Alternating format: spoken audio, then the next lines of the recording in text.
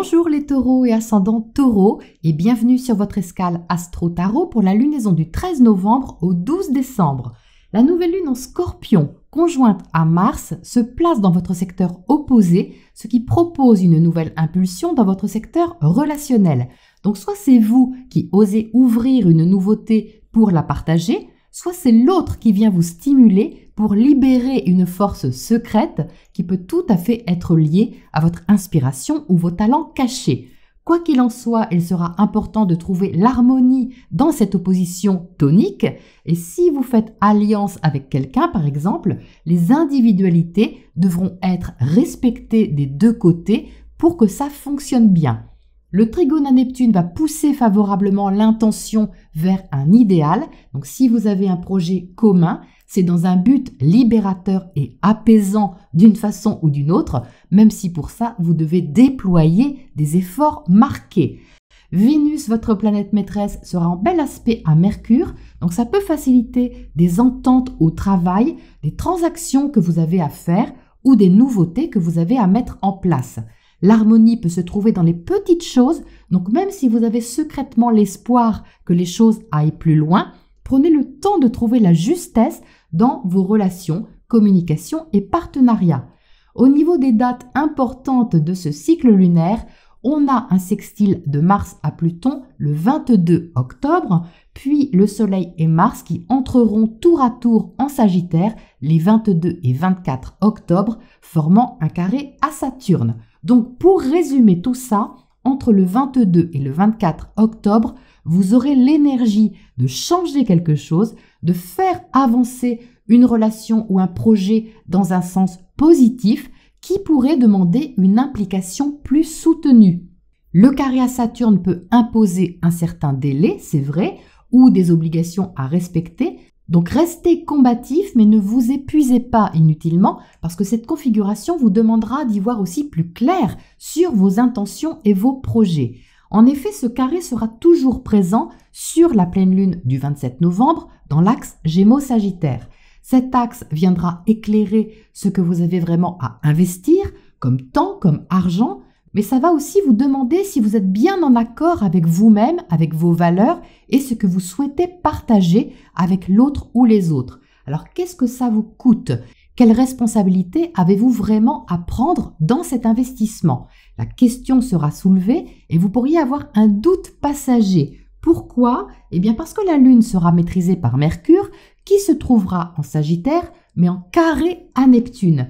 Donc vous étiez peut-être convaincu de quelque chose et puis vous pourriez vous rendre compte que finalement vous avez plus à perdre qu'à y gagner. Ou encore vous pourriez vous rendre compte que certaines idées ne valent pas la peine d'être nourries parce qu'elles ne sont pas assez concrètes ou enrichissantes. Bref, ce sera le moment de réajuster vos investissements, qu'ils soient relationnels, affectifs ou matériels, mais ne précipitez rien sur cette pleine lune, surtout pendant le carré Mercure-Neptune. Vous y verrez beaucoup plus clair quelques jours plus tard. Entre le 1er et le 4 décembre, Mercure entrera en Capricorne et sera en sextile à Saturne. Alors ça, vous aimerez mieux. Cette énergie facilitera les prises de position sages et réalistes et les décisions constructives sur un long terme. Alors ça demandera peut-être un changement dans votre quotidien avec le carré de Vénus à Pluton ou une envie peut-être de ne plus dépendre du bon vouloir de quelqu'un ou de quelque chose qui a une certaine emprise sur vous. Mais ça vous aidera à passer un cap dans vos projets et vos ambitions. Le 5 décembre, Vénus entrera en Scorpion dans votre secteur opposé, faisant un beau trigone à Saturne.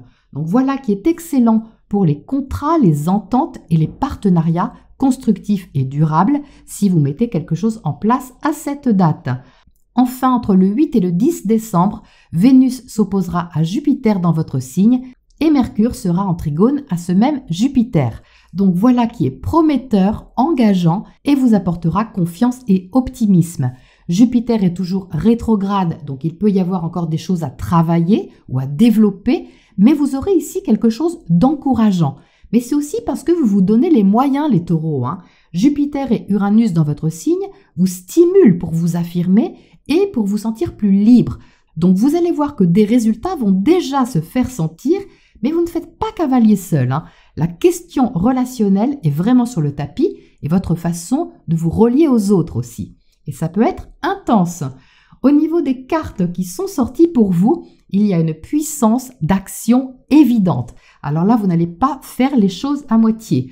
Vous entrez avec le chevalier de feu, donc une forte motivation, peut-être aussi une forte passion pour quelque chose que vous souhaitez faire avancer.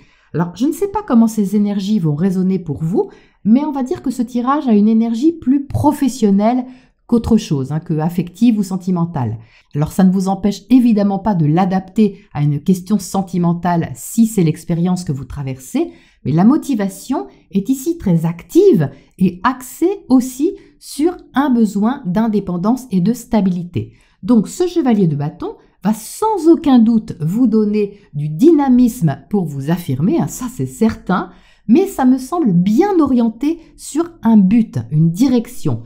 Parce que vous avez l'empereur au centre. Donc, il y a en même temps une recherche de stabilité, mais aussi de résultats, de sécurité, de fiabilité. Donc, c'est-à-dire que vos actions vont être motivées par ce que vous souhaitez asseoir, je dirais.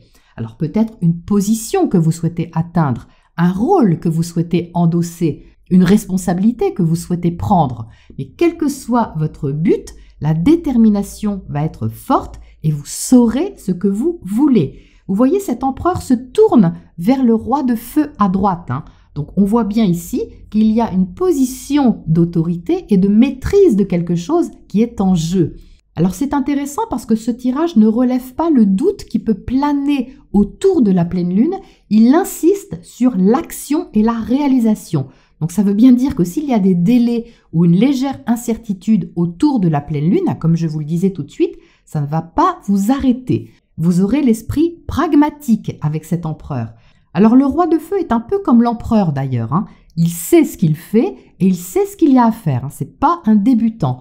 Donc dans certains cas, vous pouvez faire alliance avec quelqu'un qui en impose, entre guillemets, mais dans ce cas, comme je vous le disais tout de suite, il sera nécessaire d'être vraiment dans le respect de l'indépendance de chacun parce que vous pourriez quand même avoir envie d'être à la hauteur de ce qu'on vous demande. C'est un peu ce que me dit la combinaison de ces trois cartes.